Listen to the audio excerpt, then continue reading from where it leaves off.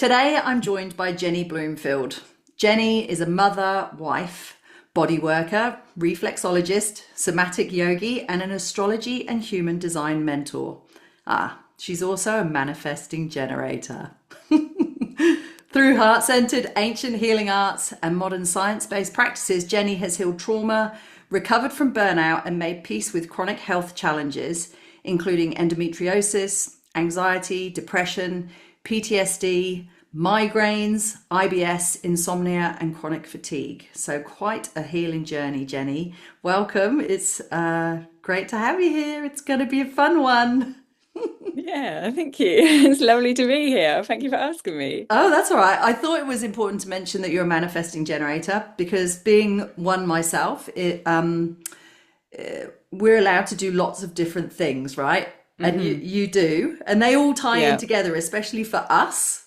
We feel that connection of the things that we do, but sometimes it can feel like a lot for someone who isn't a manifesting generator to think that how can they do so many things? Yeah.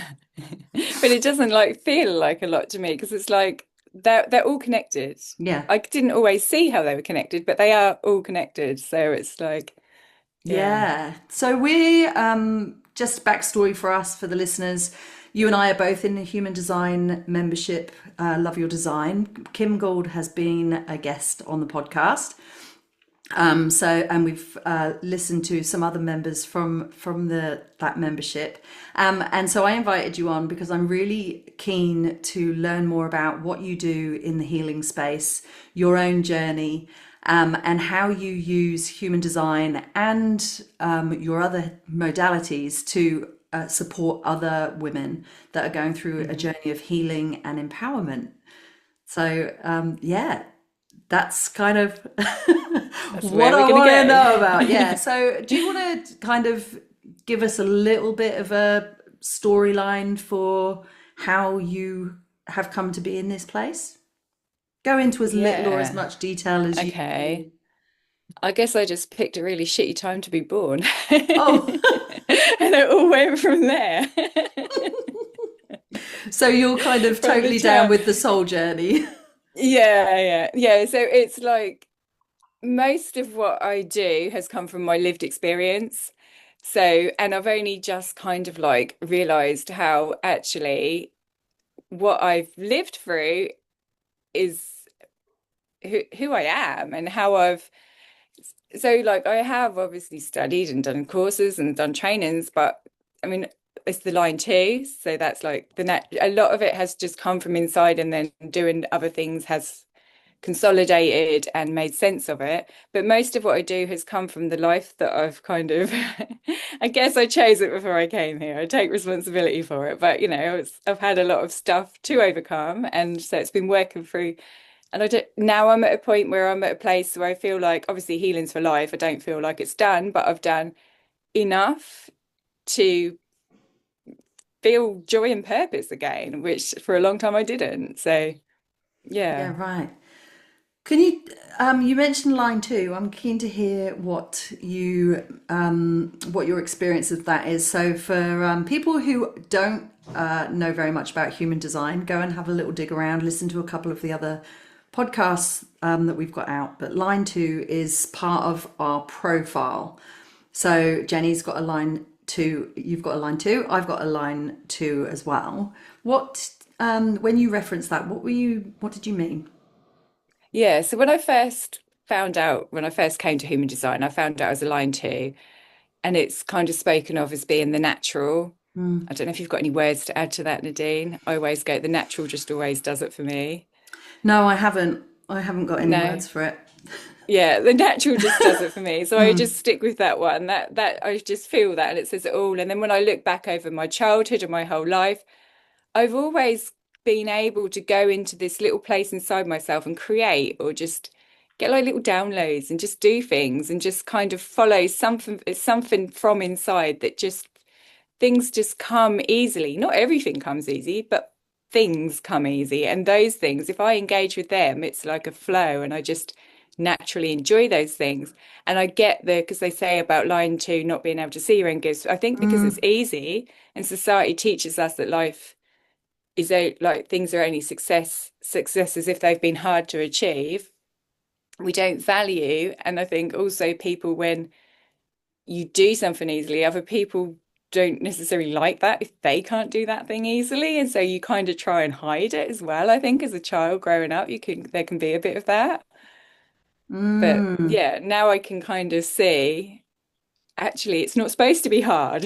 Like it's supposed to be easy. And if you just allow yourself to just do the stuff that comes easy, it's easy. It just happens. Yeah, yeah, that makes sense. I reflecting online too, for me, the hermit is a real it's real prominent for Oh me at yeah, the moment. Hermit. And I so that's kind of Yeah. what I think, depending on what part of your life you're in or what you're experiencing, what where you, yeah, what part of your life you're in, you have different expressions of it, right? And for me at the moment, Hmm. the hermit is definitely one, like, and especially going inward, being on my own or in my own world, which I suppose that's the line too as well, which you were Yeah. talking to. Yeah. And I spent 7 years hermiting. I'm kind of Uh, just come out of this okay. 7 year hermit period. Oh, right. Literally, like Okay. total hermit for 7 years. And that's when I consolidated and I actually healed the stuff that had just been repressed. And that's what I'm coming out of that period of time. Yeah. Wow. That's a long process. And I think that's a Yeah. really, yeah, really important thing for us to understand, is that, like, we can't necessarily just get fixed, and it's not a fixing, is it? No. It's an embodying every Yeah. part of yourself, which is a process, and accepting and releasing, I guess, experiences. Before we hit record, I'm really interested to hear about your experience. We were talking about midlife specifically, and you know Yeah. that midlife is actually quite a big process. It's not Mm. like one thing that happens. I think it actually starts with the Uranus opposition around Yeah. 38. Like, that's where the things start to flip, and we start to question different things about our lives and our purpose, and then we get to like our 50s, and we go through we start to, you know, women start to go through menopause, and then there's, you know, even later than that, when we're in our 60s, where we start thinking about, you know, potentially taking care of our elders. So there's Hmm. like this Yeah. big picture thing that's going on in our midlives. Anyway, I digress. Hormones. So we were talking about that offline, and you've got some like a really interesting story and experience around Yeah. your journey with hormones. Can you Yeah, yeah, sure. So I tell us? done everything before I was old enough. What do you mean? Everything, including including the menopause. But so, Oh. but and that kind of like has been my, so I'm 41 now, and this the 7 year period that I'm talking about, the kind of like a lot of that was so oh, I don't really know which way to walk into it without making it all too long. But I've had endometriosis undiagnosed my whole life. Okay. And then around 2018 we sort of moved house, I changed job. I'd been working in schools for 10 years. That had come to an end, and I was doing a little clean, and it was kind of like I was going into the hermit. And I think also we have our second nodal return at 36, don't we? Okay. I think that for me might have been one of the things. And then I can see it in my charts in so many different ways. Like the gods make us easy for us, really, don't they? Because there's so many different places in the chart. Like if you miss one, you're going to see it there. And Yeah. there's so many things woven together. So I can see it in lots of different places. But um, so I had a lot of the kind of health issues that you mentioned lifelong. And then my appendix ruptured, and that would have been that was 2019. And then after that, and when that happened, I did go to the doctors. I did, do all the right things, and I just kept getting sent away because it was only a cyst. Ah, It wasn't a cyst; it was a ruptured appendix. I was still going to work. I was still cleaning houses with a ruptured appendix, like, oh my God. and waking up in the night in so much pain. But I think because I'd had endometriosis and I'd had IBS and I'd had pain in my life, and it had always been dismissed, it had always been ignored. I had so many different ways to cope with that by dissociating from my body, Mm, by leaving my body to not be with the pain. And I've done that on so many levels, emotionally, physically, all the different levels. So when that happened, I kind of accepted that there was nothing wrong, even though it didn't feel like there was nothing wrong. I just accepted it. And then in the end, I ended up going in an ambulance to A&E, and my appendix had ruptured. And even then, they put me on a gynae ward overnight they were giving me morphine, which was causing me to hallucinate. So I said, I can't take that. I stopped that. So then over the night, I was supposed to have emergency surgery, and they never came to get me. So like I was literally on this ward overnight in excruciating, like pain beyond words.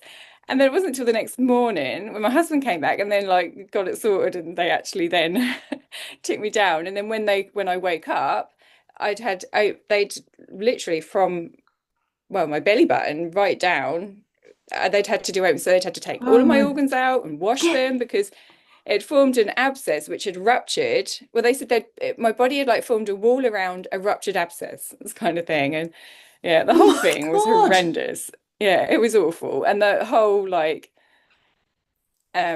the hospitality of the hospital was just like diabolical. It was awful. I did complain, and they said it was standard NHS care. So yeah, it's a bit worrying. All But right.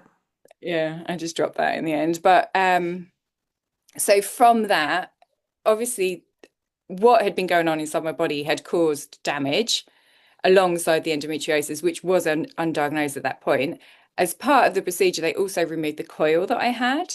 So the Okay. coil meant that one was a hormone coil, so I didn't actually have periods. I still had pain, but I didn't have periods. So they did that because they thought it was an ovarian cyst, and so I'd said to do that because obviously when I was sat at home I was googling and there was Mm, links between the coil and cysts, so I thought I'd get them to take that out.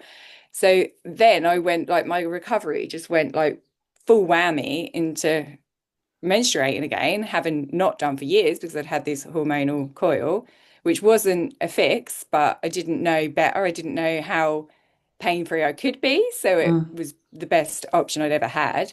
And then all of the adhesions from the operations, the endometriosis, it just like the recovery was, and obviously at the point that I went to have the surgery, I was ill. I had pelvic sepsis. So it was a mm, huge recovery thing.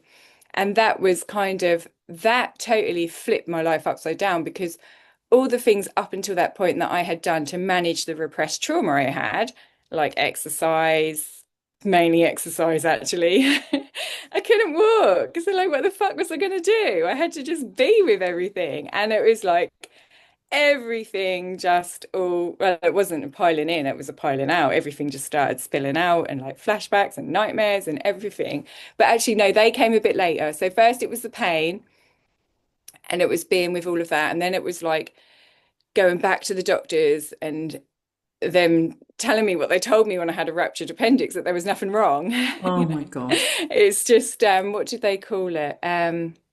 Like neural pain, I think they were Right. putting it down to. And then when they actually did send me to the specialist, which I had to like really fight for to get seen by the specialist for endometriosis, and then they done the MRIs, and then they saw actually I had quite advanced endometriosis alongside. And so then their answer to that was a hysterectomy to remove everything. And that would have also been affected like my bowels because of where the Mm, things were. And I'd have to have surgery in the beginning just to decide what they were going to do. And it was going to be several well, surgeons because of the extent of everything. And I just thought, there's no way I'm having anyone chop me up again.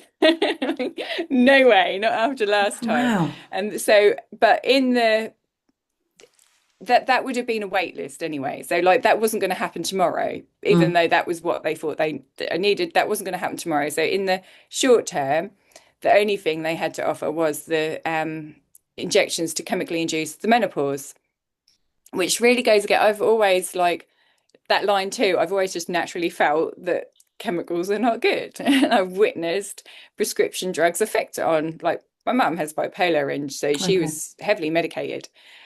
And now the doctors treat her like, well, you have been on a really high dose of lithium. What do you expect? Like, if she hadn't have taken those drugs, she would have been sectioned, literally. And Mm. now it's like flipped back round on, well, look what you've done. It's just disgusting, the whole thing. So, where was I So before I you that rest? natural, you didn't want the to be Yeah, I didn't want chemically that, induced. but I couldn't keep crawling around the house and spending my days in bed. I couldn't, my daughter at that time, she's now nearly 16. I've got two older children as well who were adults at the time. So, but my younger daughter, she was, well, she's now nearly 16. So from age 10, she was Mm. going through, watching me go through that, and kind of some, there was a good couple of 3 years when I was really like, I did really feel like such a shit mum. I couldn't do mum things. I couldn't take her to school every day. I mostly did, but that was if I can get out of bed today and I can drop her off at school, then that was an achievement. And I'd gone from being, an MG. Like, that's not an achievement, is it, for an MG? No, Not really. no.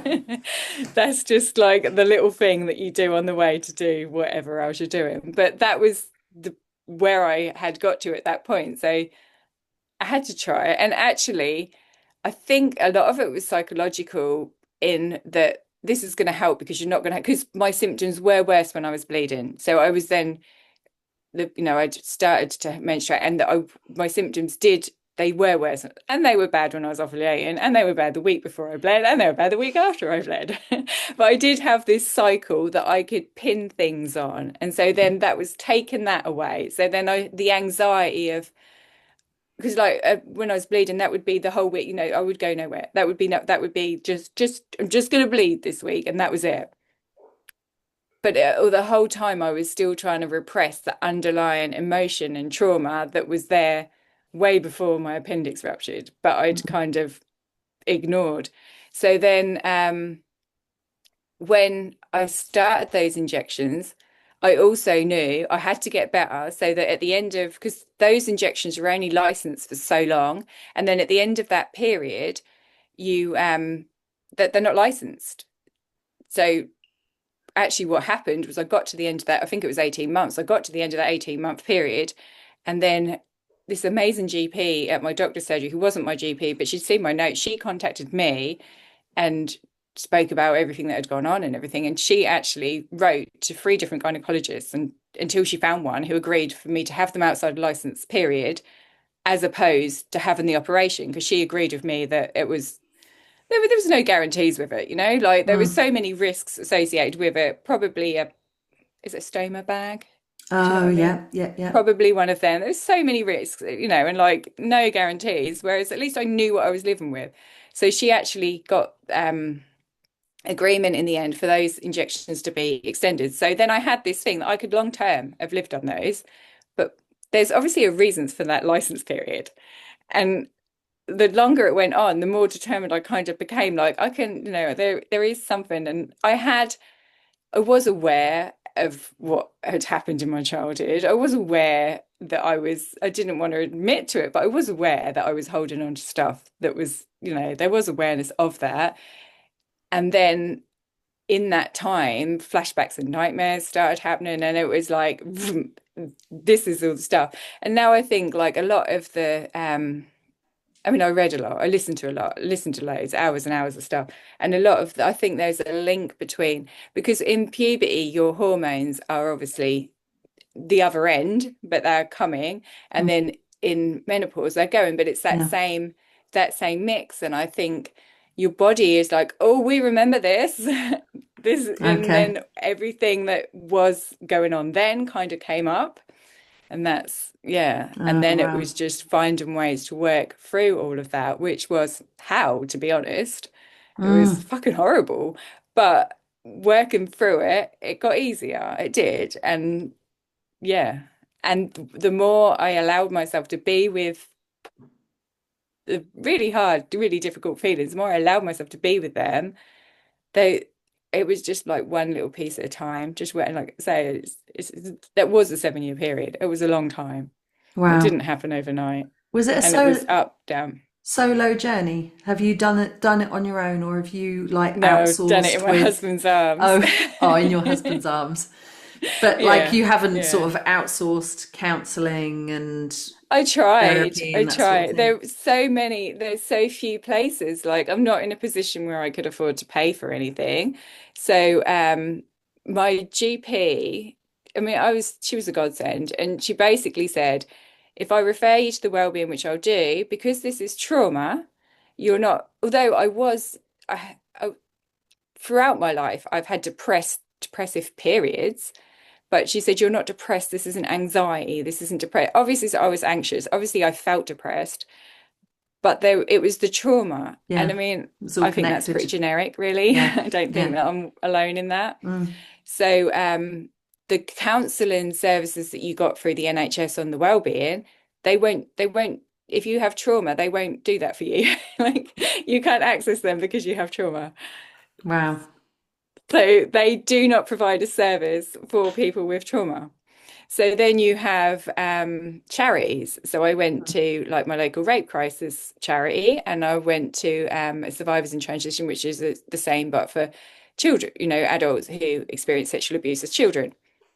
And between those, I did get support. I had like one-to-one sessions with a lady from the Survivors and Transitions, and then I got referred for counselling, and I had like a 6 month period session, and that came actually fairly near the end. Like by then, I'd already had to suss a lot of it Process. out, and then Yeah. I did, yeah. And then what really was really like really made a fundamental difference was there was a group ran by the rape crisis with other women and connecting with other women who have been through similar. That was huge. That was a huge impact, and that I think was where I thought, oh, I need to do more. And within that group, I mean, the amazing, incredible women, and how the fuck they turned up, I don't know, because mine was like gone back 20 years, over 20 years. Mine was in the past, almost dead and, well, I thought it was dead and buried, whereas theirs was a lot fresher and a lot rawer, and like they were still in court procedures and they were still in it. So like I actually felt within that I had something to offer in that I've been Mm. through, come out of more. And for me, it was so much. It was never easy to keep it down. It took, now I can see how much of my energy went on keeping everything down. So much energy, like, Mm. Wow. but yeah, so that's Wow. Thanks for sharing that. Um, so the majority of the healing you did in your husband's arms, but you did it yeah. yourself, your own research, your own reading, your own like processing. Yeah, with a kind of reading approach. So I listened to like just loads and loads of podcasts of other women talking about their stories and experiences. I stayed away from anything really psychological or anything. Okay. I've always had this fear of like mental health. I think watching my mum get sectioned. I mean, Yeah. she shared what had happened to her. It was all just denied and dismissed. No, you're crazy. Yeah. And so like that for me was never an option. Like I'm never going to go to a doctor and tell them because I don't want to end up Right. sectioned. Like, and that is what I witnessed, and that was my experience. So anything that way was really not very helpful to me, and the kind of it's the medical system has just never felt right to me. The same with like religion and history. They've just never felt right. Like they just felt off. And so I've just not gone. So I listened to a lot of well, astrology and human design were really the most useful things because they look at the they look at the gifts of it and the shadows and the whole, and that was where that came in for me and gave me the understanding. But then the actual healing that I'm talking about, like in my husband's arm, that was the somatics. Like I have never had to verbally tell anyone what happened. I don't think I could even put my memory of that period of my life. I don't think I could actually even if I wanted to tell a detailed story of that time, I don't think I could. I don't have like, I think our brains and our bodies protect us. Mm. I wasn't actually in my body for a lot of that. I'd gone somewhere else, you know? So it's like, but the body obviously remembers and holds on to that and needs to feel it. So feeling it when you are somewhere that you're safe, that was the healing, really. Mm. That was the somatic healing stuff, kind of. Yeah, and I couldn't have done that on my own. I couldn't have, but I did it with him. And like, it's not that he knew what he was, well, he obviously did on some level, but that must have been a past life thing. He's a builder, you know? It's not what he does for a living. But yeah, I don't know. I'm just so lucky that that's what, yeah. Yeah, that he was And I'm there for also you. very aware that I am the only woman who's married to him. I'm sure he's not the only man in the world who can do that for a woman. I'm sure there are, you know, someone, I'd like to think that there's someone for everyone out there, but there's also equally women who are on their own. And so I think that's what's really like, I used to say to him, how the fuck does anyone do this on their own?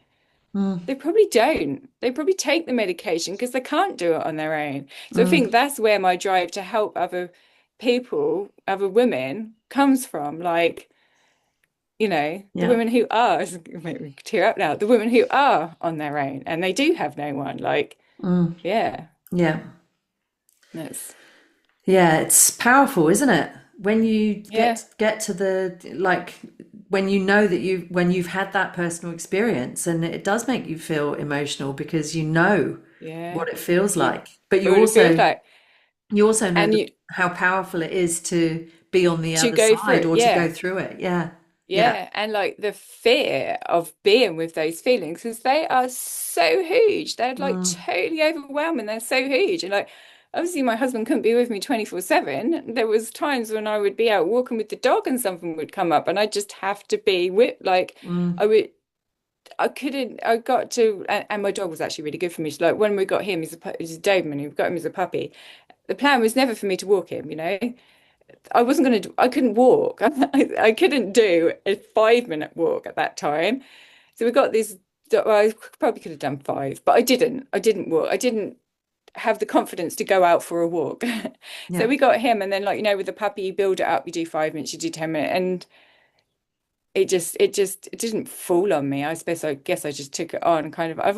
We've always had dogs. I've always done the walking in the past. Like we had a German Shepherd before, but she'd gotten old and was okay with not walking. And then she passed, and then we were dogless for a while. We had little ones, but big dogless for a little while. So we got him. So then I like built it up with him like 5 minutes, 10 minutes, 15 minutes. And I wasn't doing that for me. I was doing that for him. And like they say, you get the dog you need, don't you? He is Mm. so, so needy. Like I think I'm needy, right? He's so needy. I wanted a dog to like protect me. I've always felt like I need some protection. I don't want to be on my own for like obvious reasons. But and he is that now he's grown up. Like if I go for a walk, he is that. I wouldn't go to the woods on my own like I do. He does do that. But more than that, he has so many little needs that just need meeting all day long. And that kind of like gets me out of me and doing things for him. Mm. That, yeah. And I guess in the past, I had my children to do that for me. I mean, I was a mum Right. at age 16, so I had my children to do that. But like my youngest daughter at 10 years old, she didn't need me on that really needy physical level. Yeah. It's a different need as they get older, isn't it? Yeah. But not one that consumes you in the same way to meet those Totally. physical basic needs. Yeah. Mm. So you said that like the somatic side of things and like letting that all of those things move through your body. But when you came to human design and astrology, did it become Mhm. more psychological for you then? Like working Yeah. So when through the feelings on a more mental level? yeah, I think what that does is that gives work. Well, when I first came to it, it was Emma Dunwoody Oh podcast. yeah. Okay, that just popped up in my thing, and I just listened. I didn't know what human design was. I think I was into astrology at that point, and she was saying how she'd healed her anxiety and depression. I was like, wait, what? Fuck, you can do that? What? Ah, And then she like went on to talk about things, and I got the chart up, and the biggest thing I had at the beginning was find it at that time, I got my birth time wrong. Mm. So I thought I was a generator. So not two Okay. off, like it wasn't a Yeah. projector, it was a generator, but it's still following that sacral response. Mm.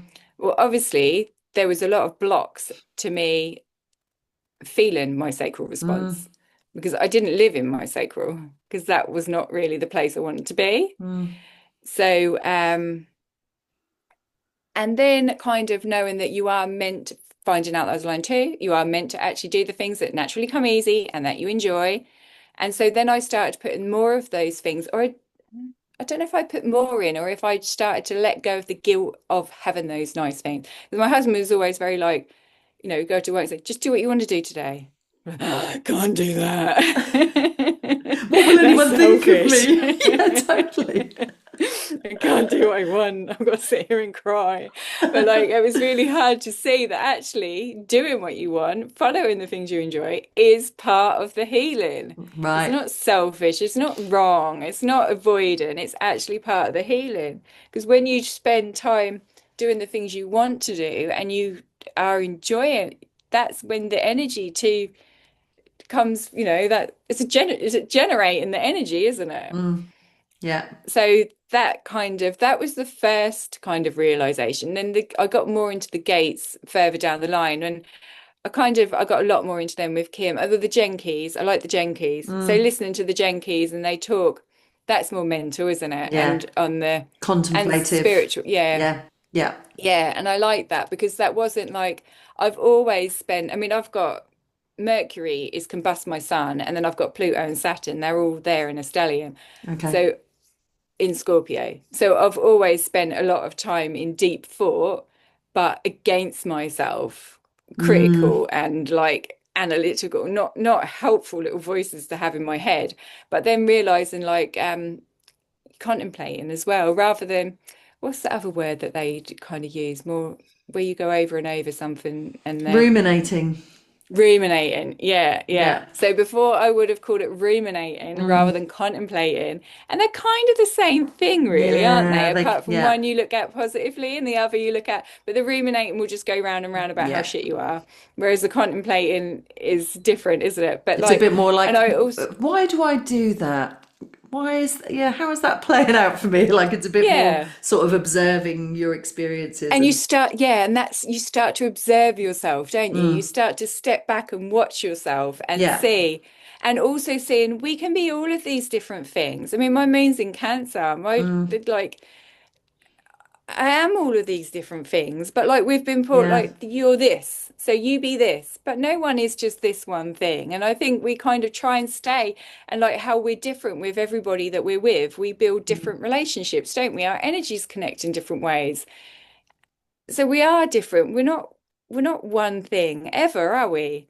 And that's kind of like gives you the helps you to tap into all those parts of yourself that you kind of hid away or you repressed or you shut down because you had to be this one. Like, and mm, that one didn't fit with this one, or that one wasn't acceptable. And it just gives you the bigger picture on things. And then looking back at the like mythology and the history, which it is history, it's all his story, isn't it? mm. It's not it's Her that's story. exactly what it is. And looking at the creation of like patriarch and all of that stuff and seeing that it's all so much bigger than just me. It's not just me in this. It's like Mm, this is just a mini version of a bigger version, that kind of thing. I think that, but I think like the human design, especially, see, I love all the goddess and the feminine side, and that's what Kim pulled everything all together. So I'd been like doing a bit of human design, I've been doing a bit of astrology or quite a lot of astrology and the goddess kind of like stuff. But then what Kim done was like pulled it all into one mm. thing, Yeah. and then everything is there. But I do still like the astrology. I find like when I do other women's charts, I want to look at the astrology as well Mm, because that just gives like a bigger overview, and then yeah. can like get in deeper and pull it apart more. And I love the holographic and the progress chart. So like our chart isn't this for our lifetime; it changes and it evolves, and you can kind of see then. And I love all the cycles within it. Looking back at the cycles, I mean, when everything was bad for me, I was in the dark moon phase of my life, which is like a 3 year period Okay. which is like the equivalent of the day before you start to bleed and the first couple of days of bleeding, if you look at it on a human cycle. Yeah. But then like the moon in the transits and in the life cycle, that's where I was, and that's totally what it felt like. But Shedding. now I really enjoy that time. I Right. really enjoy that time now. It's not nothing that I really, and I'm so grateful that I get to still bleed, like, because I've had that menopause experience, and then get to menstruate again, like, and I'm so grateful for that, and I'm going to enjoy every single one, because until I went through that, they were like a curse, That's what my and mum that is called what, it yeah, that is from what when I was society a teaches kid. us. Yeah, the curse. But I've got they're the actually a curse. portal. What? They're actually Totally. like a portal, And you aren't know what? they? I Yeah. feel like I missed the boat a little bit because it was really only in the last few years that I have realized that. And I think for so many women, it is still this thing to be feared or hated on. And we're Yeah. just sort of coming to this point where actually, no, we can embrace Yeah. it. We can work with our cycles and they can be, and like you said, that you can have those portals. But of course, I'm going into a different phase now, But I which think has like its menopause, you just benefits. internalize it though. I think it's going to have huge benefits. For start, you won't have to worry about getting pregnant. Yeah, I totally I mean, that's a big far weight off out. your Can you mind. imagine? 51. But Um, but I feel the moon cycles much more now. I feel the energy of the moon. My yeah, energy yeah, really shifts with the new moon, and like when the full moon, yeah, different full moons, and like yeah. I can really feel that, whereas I didn't used to. And there's something to be said for like being. I'm in perimenopause, but I haven't had a regular cycle now for about 6 months, a cycle at all. The Mm, consistency and the balance, the even mm, temperedness is like, yeah, yeah, it's like, oh, this is cool because you got all of that experience, but there's yeah, not that yeah. kind of wave of like, you know, rage and No, no, I think we've all just been sold an absolute lie. oh, Like, they so didn't much. want us to realize the power inside our bodies. They did not want us to tap into that. And a lot of the like the rage and the anger that comes up, we've got a lot to be fucked off about. Do you know what I mean? Like we have, haven't we? Like Yeah, seriously, yeah, wouldn't men be? Like, yeah. and a lot of men also do. Like the patriarch is just as damaging to men as what it is to women. The Mm, majority, there's a mm. few little elite men who benefit, isn't there? But the majority of men have also been damaged. But I think the difference is, like, and I'm not anti-men. There's at least two that I like. Husband and son. But no, no, like I'm not totally anti-men. But I think the difference is like, I mean, class comes into it as well. But if you look at like working class men, just to look at it in that way, if you want to throw in class and everything, like the lowest level of income, what that man will obviously be repressed and he will have a lot of shit to deal with, but he'll most likely take that out on the wife or the Mm, partner. So she will still, relative to him, have a lot more to deal with. Or even if he is lovely, she will still have everything he has to deal with and the fact that she's a woman.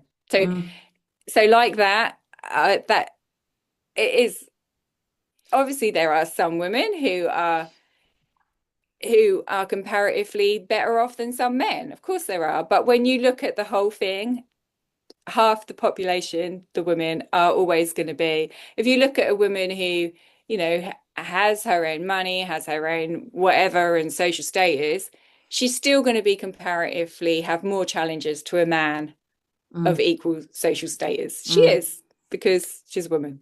And we live in a world that is designed that way. And they're At really the sneaky moment. about how, at the moment, yeah, it's crumbling. But they are really sneaky. It's really sneakily done, isn't it? Like some things Yeah. are quite blatant. Some things are actually, It is, and it's just so ingrained because it's been going on for so long that like for so many people, like even the fact that we call like, in my lifetime, my mum called up the period the curse, right? the curse, yeah. Something to be hated on, the curse. Yeah. Yeah. And that gets fed And to men, that's, doesn't it? yeah, and that, Yeah. well, wasn't hysterectomy to, like, they were created Hysteria. Yeah. to So stop yeah, hysteria that in women? was yeah, that was a way to treat. Yeah. Yeah. Yeah. So, but but we're like, it's just so ingrained in society. Like, so if you, as a woman, go to the doctor, for example, I don't go to the doctors. I tried That's to a bad avoid, I idea. tried to avoid them at all costs. But if you did, Why would anyone and I go to the said I was doctors? going, I was going, like I had, my mood was funny or I had brain fog, Hmm. they'll try and push a drug on me to make me better. Yeah. Like, and Yeah. it's like, I Yeah. don't need to be better. I'm okay as I No. am. Yeah. Like, To like what shut about you up embrace? and put you back Yeah, in your box. yeah, Yeah. and And I think, yeah, yeah, yeah. Take that, conform to shut up, the, and yeah, just, yeah, do as to we the say. I mean, system. I think like with ADHD as well, like I totally agree that the symptoms are there. I Yeah. think we can see a lot of that in the chart, and I think it's Mm, actually a superpower. And there's this rise in women being diagnosed with yes. ADHD. Why is that? They want you to get back in your box. And they want you to take the Medicate drugs you. and get back in your box. It's not that they suddenly care about women. Women have always lived with the things that women live with now, Mm, and women have always experienced what symptoms of ADHD. I think ADHD, I mean, it's a different tangent, but I think it's very much linked in with trauma. I'm okay. sure that I could get a diagnosis like, well, of course I Wow. could, because they'd want to sell me the drugs. But I think it's very Yeah. much linked with trauma because Uh, so yeah. many of those symptoms can be explained as either fight, flight, freeze, or fawn. Like Right. pretty much all of them. Like, yeah, Yeah. I have had one guest on who's talked about ADHD, and like, so I don't know a lot about it, but I do think that a lot of children that are different, hmm, that are coming through, are part of our yeah. evolution Oh, as definitely. I mean, a when I worked, species, but because yeah, they don't fit they don't the fit the norm, box. they get Yeah, drugged yeah. So so I that they worked do in fit. schools. Yeah. The Yeah. 10 years I worked in school, I started special school, and then I wanted to see like what was it like for these kids in mainstream. So then I went mainstream, then I did pros. So I worked with children. A lot of children had an ASD diagnosis or ADHD or just general behavior. They would they were challenging to the schools Mm. because they didn't fit what the schools wanted. They were amazing. I absolutely loved working with them. Like I learned so much from them, and they were pretty much, they had difficult things going on at home. They had different. There was reasons for a lot of the behavior. All there was a reason for every single behavior, obviously. Like and yeah, like it was the school's problem, not theirs. But the schools don't want to take ownership of it, and the schools aren't really supported. The schools are part of a Mm. system, a patriarchal system, aren't they? Yeah. Yeah. Yeah, Yeah. It's pretty hectic. Like, there's just so many different things going on. Um, yeah. let's get so let's get let's get back to So, go on. you, Yeah, and yeah, the chart, because you've used it in your own healing journey as part of yeah, a recognition of some of the experiences that you've had and a reclamation of who you yeah, are. And that's yeah, yeah. really That's one of nice. the things that you want to be able to do for others, or that you've started to do for others. Yeah, yeah. I mean, like the body tells a story, and that story is also written in the chart. Mm, And I think you can kind of experience things within your body, then you can go to the chart, and that can help you on a mental level to make sense of what you've seen. mm. Or the other way around, you can see it in the chart, and then you can find it in that can help you to find where it is in your body. I think that's a lot of how I Yeah, use it. But yeah. yeah, Is there any particular place in the chart where you've had a big aha moment for yourself, or have there just Pluto. been lots of Yeah, Pluto? Pluto. Yeah. Did you say that you've got Pluto in Scorpio? No. I've got Pluto at 29 degrees Libra. I'm Okay. like 23 Right on the minutes edge. away from Scorpio, but he's conjunct Mercury, who is just in Scorpio, and then Okay. my sun is in Scorpio. Mm, So, and the 29th is like the anaretic degree, isn't it? It's like the crisis point of a okay. sign. Okay. So, yeah, and I in gate 50, and when I listen to the Jenkies on that and like the shadow of responsibility, I have thought my whole life responsibility is going to kill me. Like, because I've Right. had so much responsibility when I wasn't old enough for it. I wasn't old enough for the responsibilities I had. Mm, And I've coped with them fine on the outside. I'd done all the things and appeared to be coping, but on the inside, I think it was totally different. And I wasn't even aware of that really until I didn't have so much responsibility that I could then see. mm. I could then, yeah. So what happened when you kind of learned more about Pluto and your experience? I Was think I it just cried for weeks.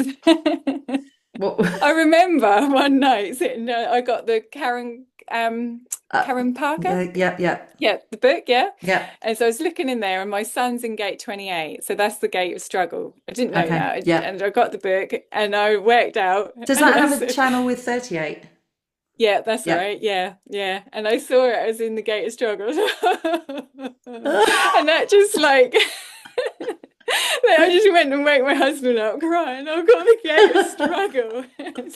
What are you on about now? Like, but yeah, and but then that just made sense. Like I'd had one struggle after another, after another, after another. But then when Mm, I read that they're like higher, and now like through the gene keys, obviously you have the totality, and it's the purposeness and yeah, is that right? purpose. Is it Purposefulness. purposelessness? Yeah, purpose. But the shadow is lack of purpose and Mm, fear of dying and living with. So, like, I used to fear yeah. living, and now I think I've Purposeless. definitely shifted more to fearing dying without having lived, kind of Mm, thing. So, I definitely feared living for a very long time, and now it's more like, well, I don't want to die without having lived. And then the gift of the like city of totality, like. I can be with anything now. Like it's not always easy. But it is. It is easy to be with it. It's not always pleasant and comfortable and enjoyable. But there is kind of a joy to being with deep grief and deep pain. There is kind of a pleasure to that in a weird way. There is like it's the golden shadow, isn't it? Within all that dark, there is mm, a light when you get there. You have to go deep enough, but it is there. yeah. Yeah. And it's how deep do you go? Just keep digging, Jean. Keep digging. Yeah, I think we've been talking about Pluto for me as well because I've got Pluto in opposition in my natal chart, in my astrological birth chart. So I have that. I have a real kind of. It's almost like a power struggle between those, between my Sun Mm. and Pluto. So I'm trying. I'm actually at a point where I'm trying to determine because you often recognize one and not the other, right? They because they're in Mm-mm. opposition. So like how do they work together, but also like when am I in when am I like in my Pluto and when am I in my Sun? And yeah, yeah, Pluto feels pretty Yeah. big for me. My Pluto opposes my eldest daughter's sun, Okay. and I think that's quite painful for her. Oh, Yeah. in what I way? I can I don't really know. I I know that I can see right through her. Okay. And you don't always want someone to be able to do that, do you? Do you think Like, that's and the power of Pluto? Is it because it's power because it's a powerful energy? it is, yeah, it is Mm, one that just wants to go straight for the jugular and right. like get in there and like I mean it's conjunct my son. I sometimes think no, just rein it back a bit. Like that's kind of but there is a real gift to that. And like Mm, I mean well, we have really deep conversations and like but I think when she was growing up, I was obviously coming a lot more from the shadows. right. And I think, yeah, I like look back and we talk about it, and I like think, yeah, that and just having that energy, just even just sitting in the same room as me, when that is that's intense, that's a lot. And when you're growing up and you're not really sure of who you are and what you want to do in the world and where and you've got And you've this got oomph, the piercing yeah, energy of mum. without me even having to open my mouth and make things Yeah. 100 times worse, but just that energy, I think like, Mm, why did she choose that? And then I can kind of see exactly why she chose that because obviously there's a huge gift to it as well once you've overcome the challenge of it. mm, There's a huge, like growing up with that energy. other energies when she's older are not going to crush her. She will have adapted and learned these strategies to like work Hold her with own. that. Yeah. Right. Yeah. Yeah. Yeah. Exactly that. Yeah. Mm. Yeah. Yeah, it's an interesting, Because interesting. it does all happen even outside of our conscious awareness, doesn't it? Like we don't have to even know human design. We don't have to talk about it. We don't even have to talk or interact with anyone. We just, our auras are in when we're in energy with it. It's just happening, isn't it?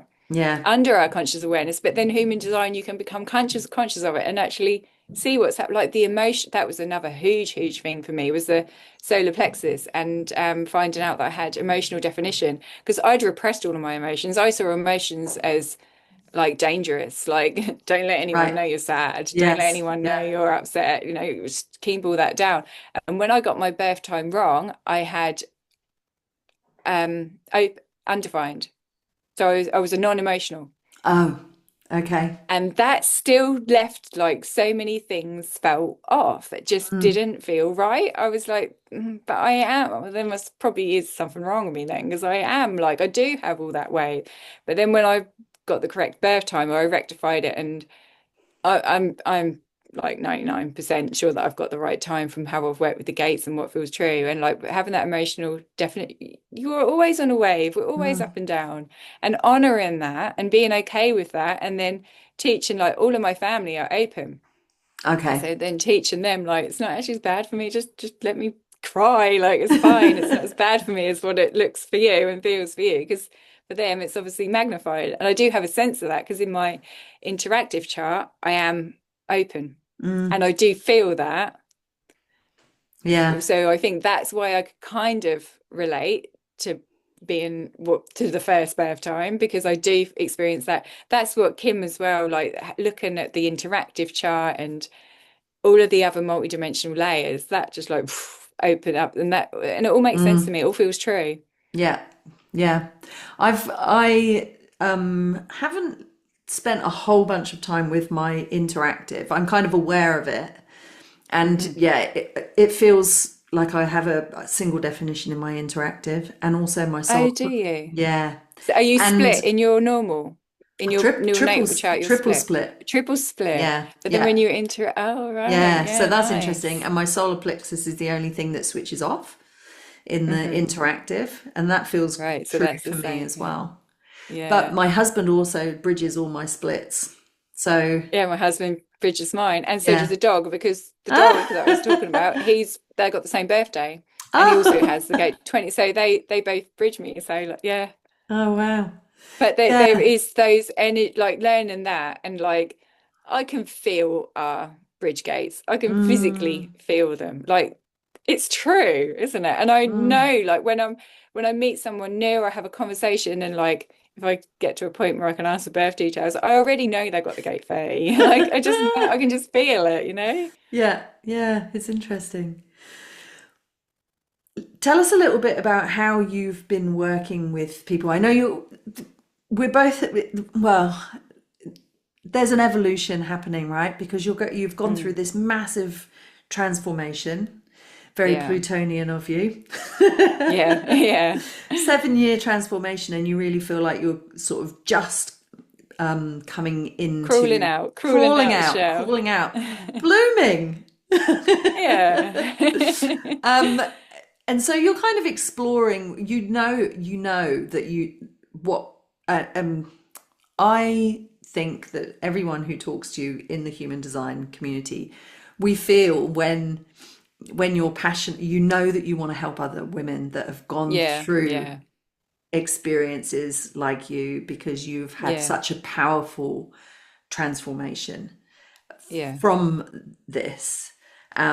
How have you started? I know that you're sort of kind of figuring out what you're you Yeah, so want I to mean, like the do, holistic but therapies, the body yeah, work, I did yeah, that actually over 20 years ago.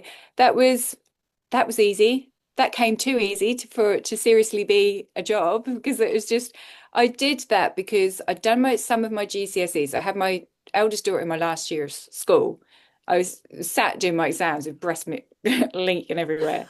It was literally 6 weeks after she was born, and I only Wow. did the two, just the English and the maths. So then I went back to do some more GCSEs, and I had this thing like I'd already failed, basically. That's how I felt. I'd already failed. I was already going to be a shit mum, and I'd already failed because it was done. Like, no one actually questioned concept how this baby was conceived. Like, it was just my fault. Okay. It was just all on me, Yeah. So, from that, I think I felt I had something to prove, and that through education I could do that. Because that's what society sort of tells you, doesn't it? So I started Mm. doing the GCSE, and then it was kind of like I wanted to go on to university. I wanted to do like high level, and I wanted to do something around, well, I think I knew I wanted to do something around health, and I wanted to do some kind of helping profession. And have got the 27, the nourishment and care, Yeah. and that is and I was always going right back. I was always with animals. I was always doing like caring, and actually having a baby, like wasn't hard for me to care for a baby. It was easy. It came naturally, like, Mm. and I mean, I breastfed my daughter, and that wasn't what older women even did, let alone No. 16-year-olds. Like, No, but totally. it just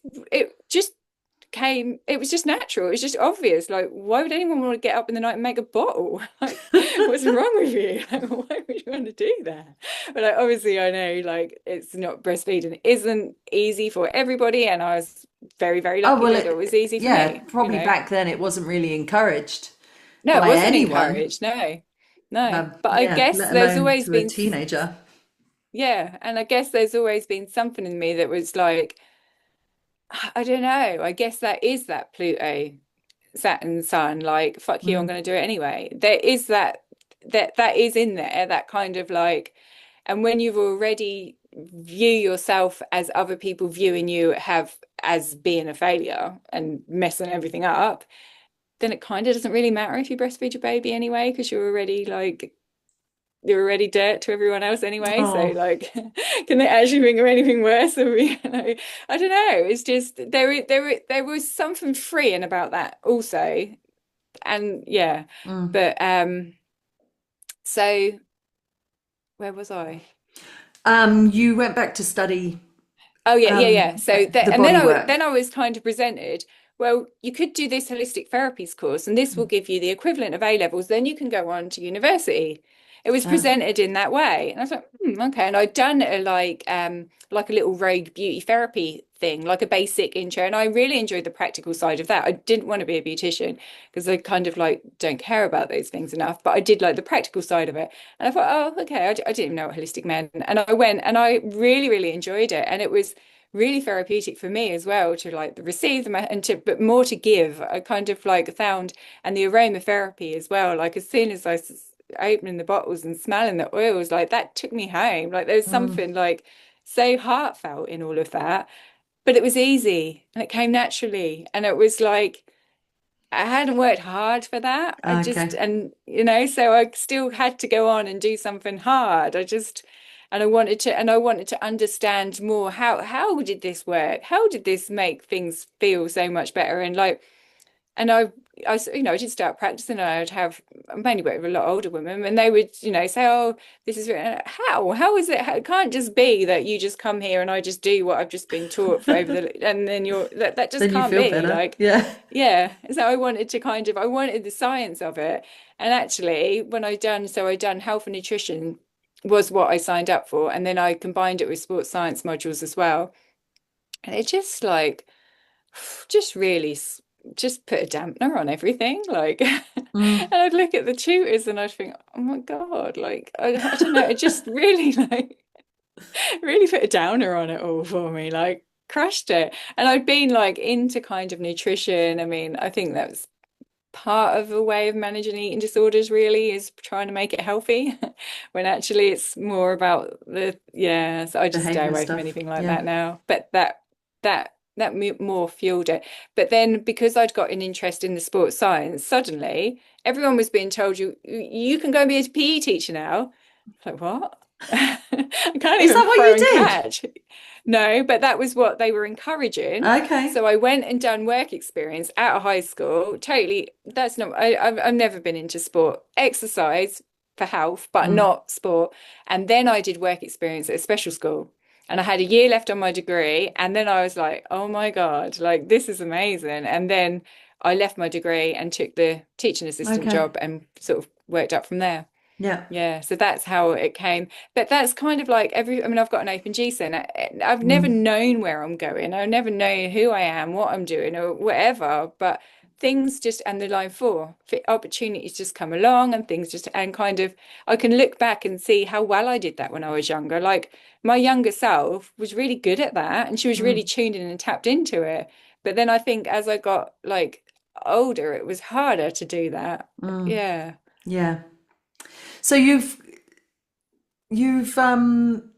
sort of going back, bringing your body work back into the work that you're doing Yeah, now. so joining it up, I mean, the Yeah. aromatherapy and the astrology, when you look at a birth chart Mm. and then you link in the aromatherapy and use that as kind of, I mean, you can find it without the astrological chart, but when you look at a chart, it's just like a shortcut. And then it's Okay. like, these are, it's already just, Yeah. and you can see how the body systems are working. Because, I mean, I've only sort of dabbled with medical astrology. I haven't gone too much far, but you can just see on the chart and like all of the emotions, they all represent on a physical level. And you can kind of, you can look at a chart and you can get the story of the person with even without them having to share the whole story. You can just get an inkling for it and then pulling it together. And then like obviously working with the like body work, it's almost like you're moving the energy of those channels. You can like, and I find if I do a reading after I've done body work, then it's almost like the body talks. Mm. And it gives you more insights, and they don't even have to speak. And so, but then it just helps to know what to know, because I find a lot of the reading is like kind of channeled, really. Like, I don't know. It is like, I I don't know can where it all imagine that it comes would from. actually feel very nourishing to Yeah. have that experience where someone looks at your chart, because it can be very it, that the idea of having a reading where someone just sort of tells you, well, this is who you are.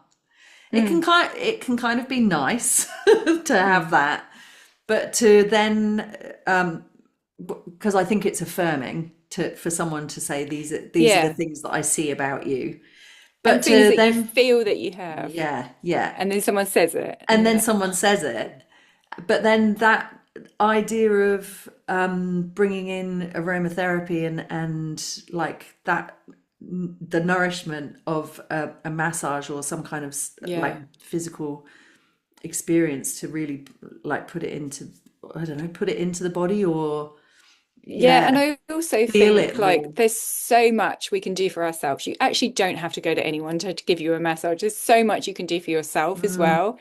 And kind of through that's kind of a lot of where I want to go. Like there is so much you can do for yourself and you can work with the energy to yourself and you can support and nourish yourself and kind of helping people to tap into that. Because like to just have a reading, I kind of feel like just a it's a reading on bit its kind own, of like like 2D, isn't it? It's just a bit, yeah, yeah, like it's like, well, what do you what actually now? do with that? Yeah, Yeah. Oh, you yeah. just told me how amazing I could be. Thanks, but I have no fucking clue how I'm going to get there. Yeah. Like, I'll just go home and cry that I'm not that. But it's like there is helping people to bridge that and helping Mm, people to work through and see and like and hopefully help making it easier for them than what it was for me to get there. Like through and just have it because when I just long to hear someone say, I used to feel like that. No, I don't. mm, Because I just think there is this thing of like, if you're damaged for life. That's it. It's irreversible. You're done. I think that is how society sees it. I don't think yeah. the whole, yeah, I think So people think it's you're here lifelong. to change that. Yeah, because And it's not you're lifelong. It's like it's not. no. It is no, it is just it's all cycles and stages and Mm, our bodies are designed to heal trauma. They yeah. are designed to do it. Yeah.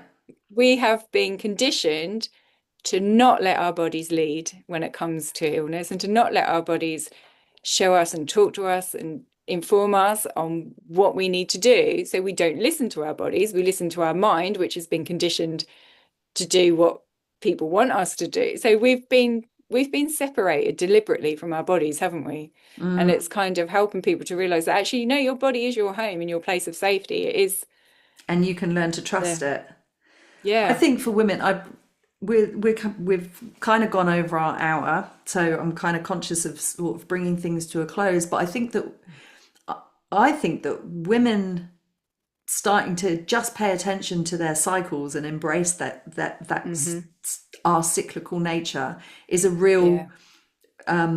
really good starting point, actually. Yeah, definitely. Because it's 100%. like Yeah. trusting how you feel. Oh, if even if it's, simple things like I feel hungrier than usual. Yeah. It's Then like, eat. oh, well then, yeah, but yeah, Yeah. eat. And that probably means that you're going to get your period in the next couple of Yeah. days. And Yeah. that's okay. Like, But we've rather even than been I feel so, conditioned that it's you feel wrong to be bad. hungry, haven't we? Yes. Like, Yeah. yeah. Or I was Oh, we shouldn't really be hungry. like, I've I had a wasn't sandwich. Like, hungry. Yeah, I wasn't hungry last week. And now I can't control myself. Right. yeah. And that's actually normal. It's, Like, I mean, yes. what even is normal? But yeah. Yeah. And also, like, you don't have to go looking for your pains and traumas, and you don't have to Mm, bring it all up in once and overwhelm yourself. Things will come up and you just do a mm, little bit. Then you yeah. go back to enjoying what you enjoy, and then you just do a little bit more. It doesn't have to be painful. It can happen naturally, and like Mm, you can be led by your body. And like I do think we only what we can handle will ever come up. yeah. Yeah. I I agree. don't know who thought I could handle what they needed me to handle, but I did. Yeah. So that has actually proved that. And I think if it hadn't happened for me in that way, I would have just been able to ignore it. If it'd obviously been whispering at me Mm, forever. So I obviously needed that. But yeah. it does, yeah, I don't believe we have to go searching for things and that it has to be Sure. dreadful. I think it can actually, if you do a little bit at a time, it can actually be quite an enjoyable, pleasant Mm, experience. yeah. Yeah. Especially at the somatic side of it, Yeah. and sex is actually really healing. And sexual energy is creative energy. It's our life force energy. It's the energy that we're generating. Yeah. So, there is this big thing, like, I don't know, an unspoken thing that if you've been sexually abused or if you've experienced sexual violence, you're not going to like sex. That's Right. bollocks. Yeah. Like, that's not true. Yeah. It's like You can you've have just had that. amazing Sorry, sex. you've just Yeah. had that taken away from you, and that's it for the end. You're never going to have Yeah. that. Yeah. And then people fear ever going there, but going there for me has been the most healing thing could ever do. That for me is healing, is that intimacy on all levels. Like obviously you couldn't just get that if you haven't got that on all the other Yeah. levels. But that for me is where the healing happens. Mm. That's a pretty good note to Yeah. end on. Have more There we sex, go. everyone. Only with the right person though. Only with the right person. Yeah. Yeah, Oh, because Jenny, this is you do take on the energy, don't you? Like, yes. Yeah. yeah, yeah. This has been such a great conversation. We could probably keep going for another 3 hours or something. I don't think we'd run out of things to talk about, but I'm gonna close for now. We're gonna put your information in the guest directory, but in the meantime, is there anywhere that you would like to kind of direct people who want to find out more about what you do, who you Well, are? at the moment, there's my website, so you Yep. could go to that, which I'm Okay. actually working on at the moment. And then there's also my Instagram, which is also on Facebook. So, and kind of what I'm doing is combining the two. Yeah. And so I'm kind of, and there's some really amazing things coming up in sort of the autumn time that I'm going to be Yeah. offering. So Cool. yeah, I'm really excited about what's coming up, but it's still, it's still Still in gestating. It's not process. ready Yeah. to be shared yet, but it's coming. It's Oh, coming good, good, definitely. good. All right. Well, we'll put all of those links in the guest directory, website, Facebook, Instagram, so people can find you easily. Thank you so Lovely. much for Thank joining you. me. It's been really lovely to Thank you. It's hang been out with fun. you. Thanks, Nadine.